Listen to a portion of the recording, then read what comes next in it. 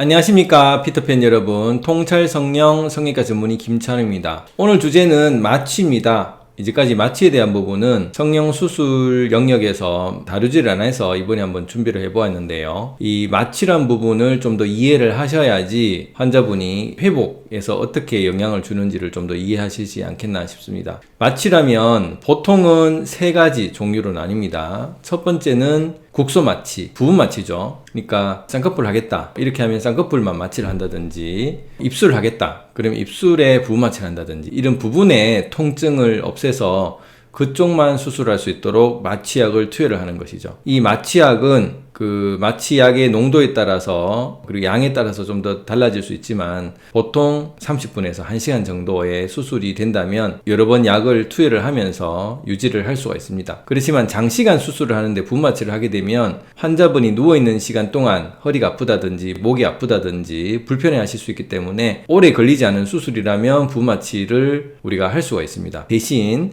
수술하는 부위에 마취를 할 때 바늘이 들어가기 때문에 수술 전에 일부 좀 따끔한 게 이제 감내해야 될 부분이 생기는 것이죠. 그래서 이런 따끔한 통증마저 나는 느끼고 싶지 않다, 그러면 수면 마취라든지 지역 마취라든지 할 수가 있는데, 부분 마취에 또 장점이 있는 것이 환자분이 깨어 있어서 소통해야 될 부분이 있습니다. 예를 들면 쌍꺼풀의 높이라든지 입술에 대한 모양을 보려는데 좀 더 올릴지 말지, 이런 부분을 체크할 때 부분 마취를 해야지만 할 수가 있다는 것이죠. 두 번째는 수면 마취입니다. 수면 마취는 말 그대로 재워서 이제 마취를 하는 것인데, 액체의 약물이 들어가서 여러 가지 향정신약들이나 마약 진통제가 들어갈 수가 있게 됩니다. 그래서 이런 진통제라든지 마음을 편안하게 해주는 진정제라든지 또 그 수면 유도제 같은 이런 약들을 여러 개를 섞어서 혈관을 대신하는 그 라인으로 화학 물질을 넣으면 환자분이 주무시도록 해서 수술하기 때문에 환자분은 수술하는 동안은 기억을 못 하시게 되는 것이죠. 그렇지만 재우기만 한다면 역시 통증에 반응을 할 수 있기 때문에, 예를 들어서 쨘다, 그렇게 하면은 통증을 일으킬 수 있기 때문에 진통제를 같이 혈관 라인으로 들어갈 수가 있게 됩니다. 그런데 수면 마취의 장점은 환자분이 편하게 주무실 수 있다라는 것이고, 전신 마취에 비해서는 회복이 좀 빠르다라고 보통 일반적으로 알려져 있지만, 수면 마취도 너무 오랜 동안 수술한다, 예를 들어서 안면 거상술을 4시간 이상 걸리는 수술을 했다라고 하면 사실 수면 마취로 하기가 굉장히 부담스럽고,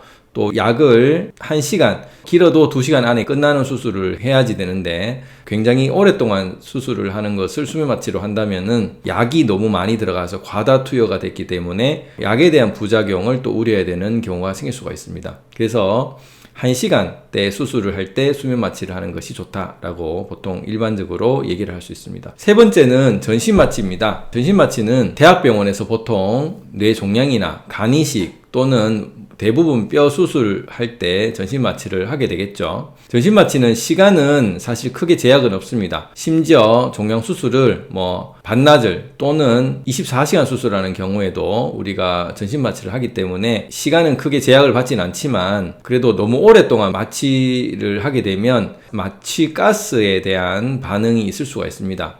전신 마취는 이런 혈관으로 약을 투여하는 약도 있지만 가스가 전달되는 방식이 기체로 전달이 됩니다. 그래서 입 안을 통해서 목구멍으로 폐로 이 마취 가스를 주입을 하게 되면 몸으로 들어가면서 이 가스가 결국 혈관이 이완되도록 해서 스스로 쉬도록 하는 게 아니라 마취 기계를 통해서 숨을 쉬도록 하는 것이죠. 이것이 전신 마취와 수면 마취가 다르다는 것입니다. 그래서 수면 마취는 입 안으로 탄소만 들어가지 구멍으로 들어가는 것이 없는 반면에, 그래서 혈액으로만 약이 주입되는 반면에 전신 마취는 혈액의 주입은 당연한 것이지만 그것은 마취가스, 마취약이 들어가는 것이 아니라 입안에 목구멍을 통해서 폐 쪽으로 마취가스가 전달되도록 하기 때문에 기도 안에 관을 집어넣게 됩니다. 그것을 우리가 의학용어로 기도삭관이라고 하게 되고, 기도삭관을 하게 되면 관을 집어넣기 때문에 수술하고 깨고 나면 그 관은 없어져 있지만 그 있었다는 그 느낌이, 이물감이 있을 수 있기 때문에 수술하고 나서 무언가 목에 걸려있는 느낌이 있어서